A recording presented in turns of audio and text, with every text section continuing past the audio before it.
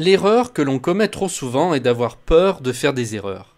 Avoir peur de faire des erreurs peut nous paralyser au point de ne plus pouvoir avancer. Elle est également à l'origine de la procrastination. Le fait de tourner en rond, d'avoir du mal à se décider et à ne pas s'engager est une manière de ne pas se mouiller. On évite ainsi d'être confronté à soi-même. Ne pas agir peut devenir très rapidement une stratégie inconsciente pour éviter de se mettre en danger. Un danger qui n'est qu'illusoire, puisque lié en général à l'ego, à l'orgueil, ou plus communément à une mauvaise estime de soi.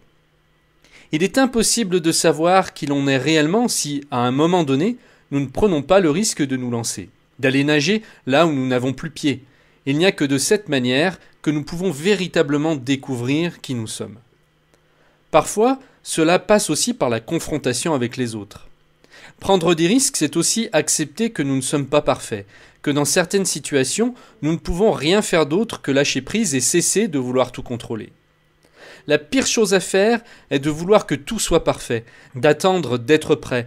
Vous êtes prêt lorsque vous prenez la décision de vous lancer, pas quand le ciel décidera de vous envoyer le travail idyllique, la femme ou l'homme parfait, ou la somme d'argent idéale.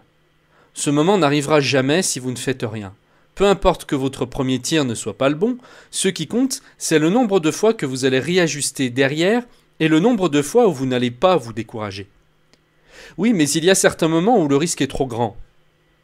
Il n'est pas question de prendre des risques inconsidérés et de foncer tête baissée, mais de vous regarder dans le miroir et d'essayer de débusquer quelles sont les peurs inconscientes qui sont directement liées à votre image. Celle que vous vous êtes construite et que vous ne souhaitez surtout pas voir s'effondrer. Une image qui vous maintient peut-être dans une cage depuis très longtemps et qui vous empêche d'aller de l'avant.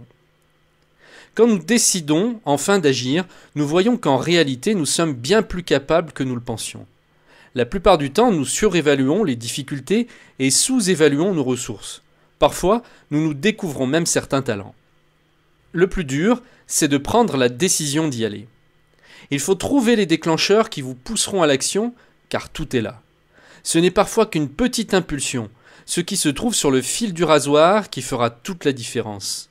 Le fait de faire ou de ne pas faire ce qui se trouve sur le fil du rasoir peut donner des résultats diamétralement opposés. Décidez d'agir, non pas pour ce que vous pouvez obtenir ou ce qui est en jeu, mais pour le principe, pour la simple satisfaction d'avoir dépassé vos peurs et d'avoir été un peu plus loin qu'hier.